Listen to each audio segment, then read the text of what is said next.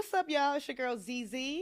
This is your brother, Afro Elite. And we are back again for another For the Culture podcast event. So exciting. Before we get started, you already know y'all got to like, comment, subscribe, share it, all of that. Help us out, okay? It's appreciated. Yes, indeed. Now we're back again. It's been a while. We are here in lovely Chicago. Okay, I'm in his hometown. Yes. Yep. It's my first time in She's Chicago. loving it so far. I'm loving it. I had me some Harold's. I'm just saying, I'm feeling like a real Chicagoan, whatever it is. I'm feeling like I'm from here. It's lit. Unfortunately, we do have to start this podcast off with a, at least some form of tribute to the great Dr. Nellie Fuller Jr. He was a master teacher, exposed white supremacy, in one of the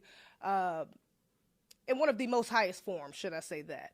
And he's done so much for our community, so much for the culture, and so much for our progression in general. We have to, let's give him a moment of silence.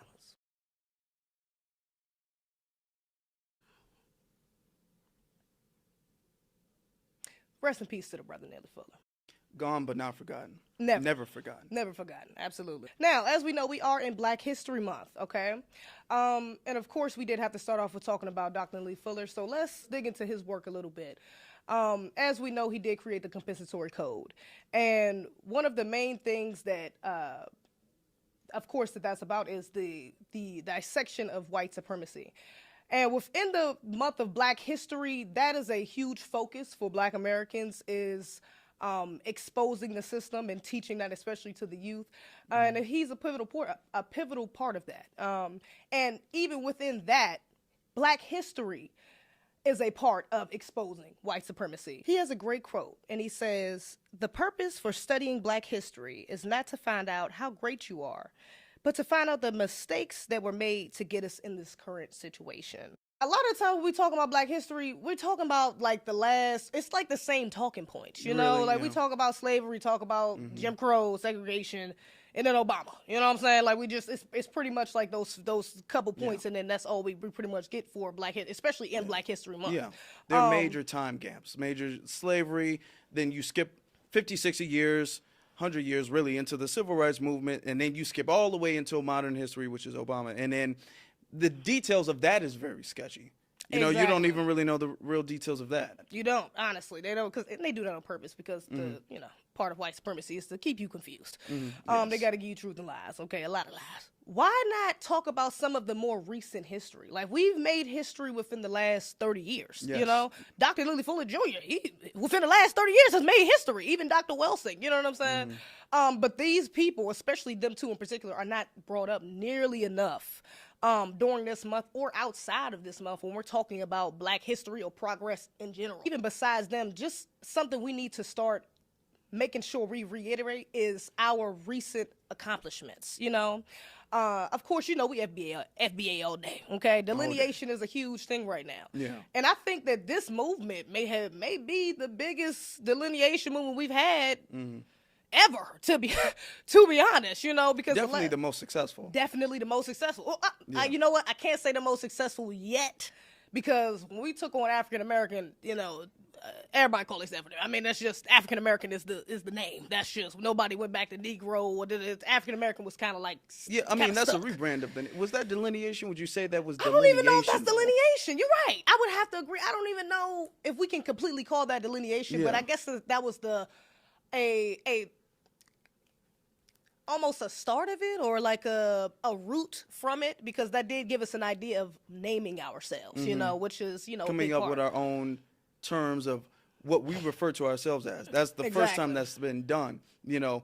Unfortunately, it was done wrong, but that is the first time that it's been done. Exactly. You know? So I'm like, yeah, it's appreciated though, you know, to a degree, because we all know it's some CIA shit going on with that as well. Yeah, Anyways, but yeah, this movement is definitely a part of the history we're making within the next 30 years, but definitely within the past 30. And I don't know if you've seen it, because although, like I said, we FBA all day, there's different sanctions. You got ADOS and you got, you know, different names and labels people want to use.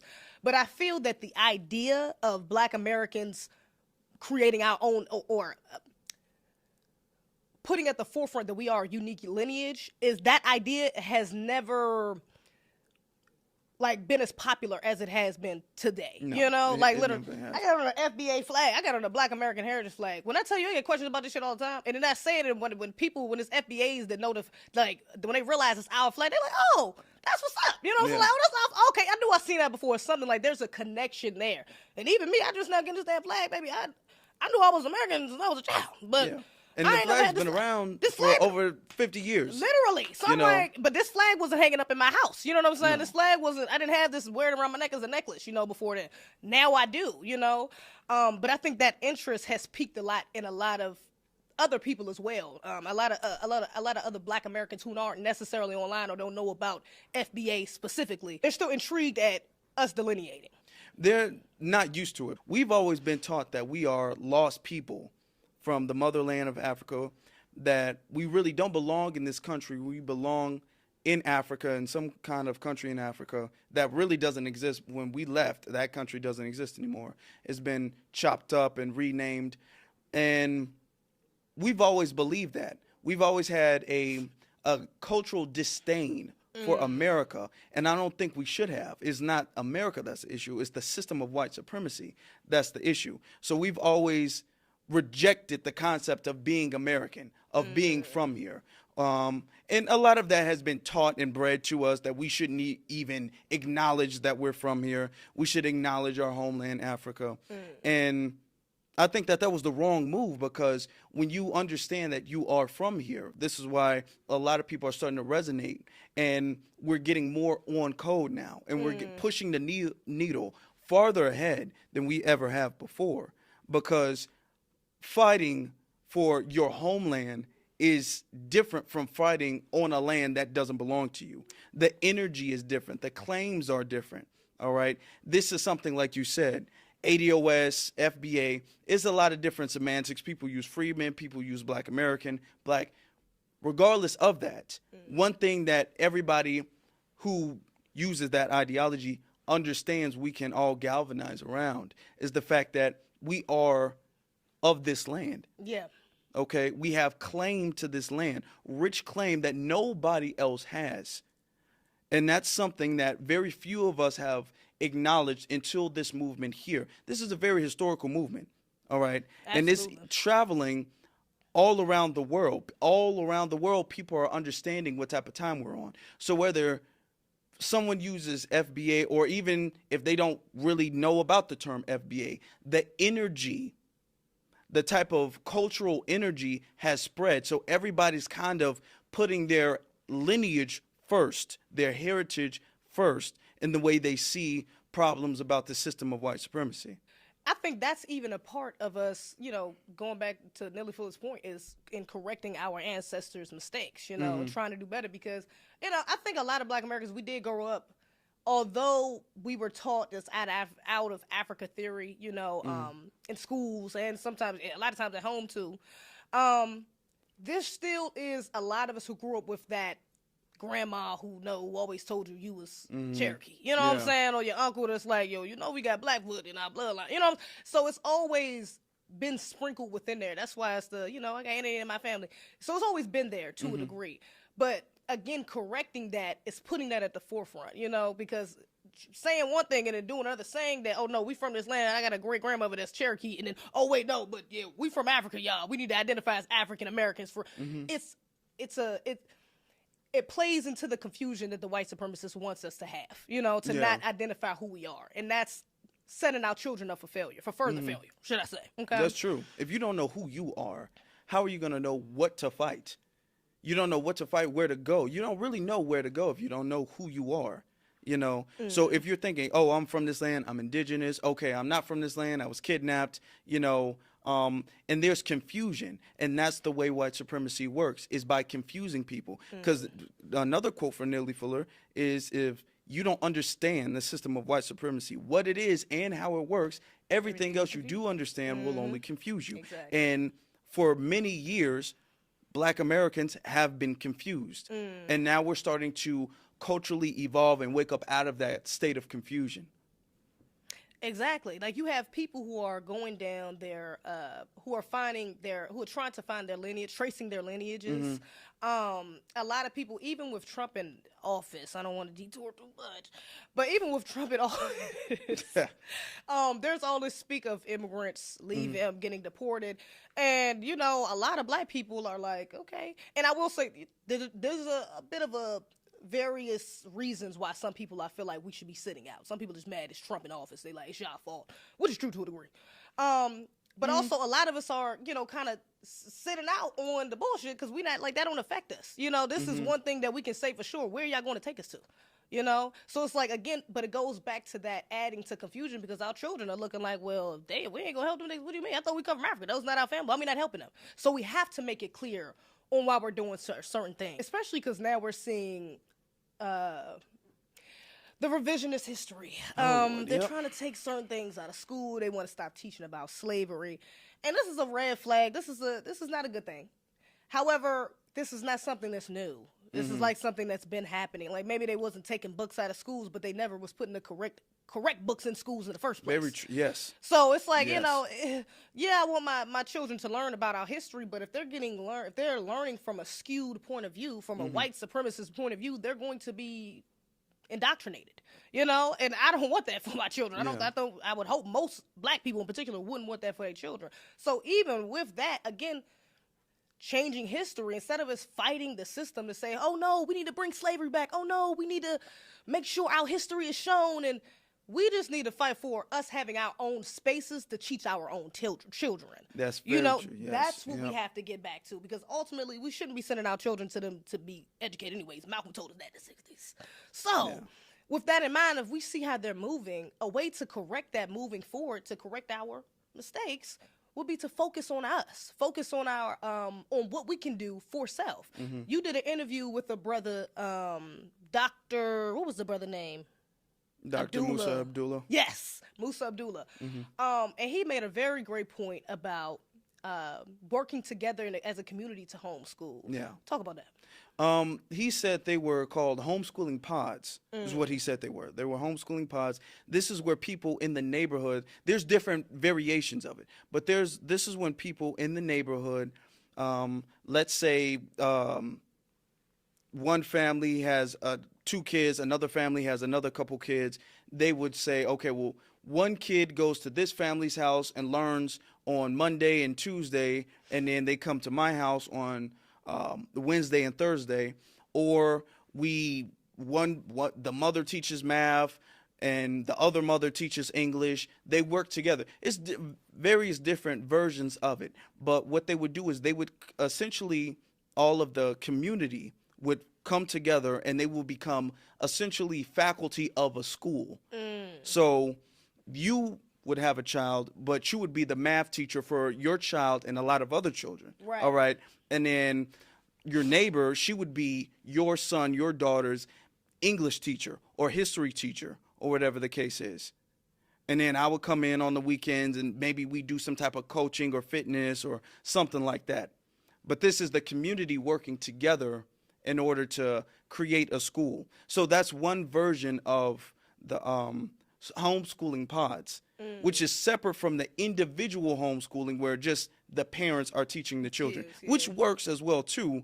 But one of the benefits of the homeschooling pods is that you also get that community aspect of it that you really can't get in homeschooling to that degree. Because homeschooling, you know, you're stuck in the house for a certain amount of hours. You don't leave the house because you're studying in home. And a lot of people say you lack a lot of social abilities. People who were homeschooled, they lack social ability, which I disagree with, but I do see the concern because if you're homeschooled, you're not around people from outside your house as often as people who go to public school. Yeah. But people who go to public school, in my experience, tend to receive a less quality education. Yeah, that's true. So I think that the homeschooling pods or community pods, I think that mixes the best of both worlds with that. And I definitely think that that's something that the black community, foundational black Americans, we need to start adapting. Exactly. And that's what I said. again, again, redirecting that energy, because even with that, and I love that idea, Trump is low-key trying to incentivize homeschooling, okay? So if he does follow through with that and incentivize homeschooling, meaning he provides some sort of funding for curriculums, and parents to stay at home, whatever the case may be, that is something we for sure need to get on. Like you said, although homeschooling may have its cons, the quality of the education is better. And going back to them taking books out of our schools and things of that nature, that is something we should be teaching at home. The autobiography, the brother in your interview mentioned that as well. The autobiography of Malcolm X, the ISIS papers, the compensatory code. These are books that should be read, like, within the K through 12 reading, experience. Like, by 12th grade, certain books you should have had out there. The ISIS papers you should at least learned about. The what does he say? Black labor, white wealth. He said you should have read that by the 10th grade. So these are things, how to eat to live. I had my nephew, he's only 8, and he has to read every day for 30 minutes. I'll give him that book. I'll be like, read that. Smart. You ain't gotta keep reading. She'd be a great teacher, okay? Yeah, when we set up the community pods, y'all know who needs to be in charge of all the reading assignments and everything like that. Hey, look, y'all gonna have the healthiest kids.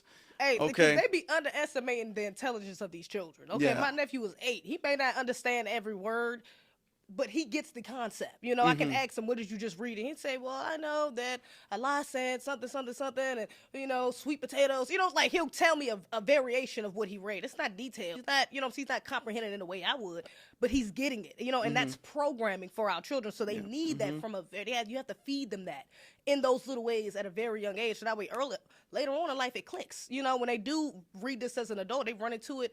And they're like, oh, wow, I get it. It's like it's easy for them to digest because they've already really been exposed to it, Yeah, and it gives them an appetite for that type of stuff, too. Exactly, that's true. When you learn this stuff at such a young age, you develop a taste for it. You develop more knowledge. You want to seek more knowledge of that stuff. You develop an appetite for knowledge and empowerment instead of, something bad happening and then you trying to find out about Black history. You've developed that. So you start your journey of self-improvement and self-empowerment early on. So that's very good that you're having your nephew read that book at such a young age too. So kudos to you. Shout out to you for real. Have you ever heard of anybody else doing that before? Okay. You know what? I think my father might have been making my older siblings read that when they was their age, to be honest. All right. He was probably reading a lot more, to be honest. Egregious. We have to take advantage of the opportunities we have to do for self. Yes. We have to take that. We have to instill that into our children, because the more we show them that we're relying on the system instead of trying to replace it with the one that is just, the furthermore they will become slaves, and be sold out to the white supremacists. So yeah, homeschooling for the win, for sure. Yeah. When we talk about reparations, even, what I believe is the big reason why they're taking a lot of the Black history out of schools is because we're using Black history in a way we didn't used to use Black history. When they taught about, because they didn't mind in the beginning teaching about slavery, slaves built America. That's something that they didn't mind openly saying. But now we're having a different energy about it. It's not, we're looking at slavery and then it's subconsciously lowering our self-esteem. Now when we look at it, we're like, oh yeah, that's true. Okay, so you owe us reparations. Now they are like, well, slavery really didn't build America, if we're going to be honest with you. Let's pull that stuff out, because they're looking at it differently now. Right. Now they're looking at it and now they want reparations. Now they want compensation for it. It's not like lowering the children's self-esteem like it used to. So because of that, and largely due to our delineation, because of that, now they all like, okay, we got to scrap everything. So you're seeing a lot now of slavery revisionists and stuff like that, saying slaves didn't really do that. So it's a lot, which is why homeschool is very important. Well, that's all for this episode. We do appreciate y'all. Make sure you like, comment, subscribe. Follow me on the gram, Zeze Rants. On TikTok, Zeze Rants. Please follow me. I appreciate you. I'm your brother, Afro Elite. Thank you very much for watching. You can subscribe to my YouTube channel, Afro Elite on Instagram, the Afro Elite on Twitter or X, whatever you call it. Afro Elite also on TikTok too. Make sure you subscribe to the For the Culture channel on YouTube. Absolutely. And we're going to see y'all on the next one. Peace. Be one.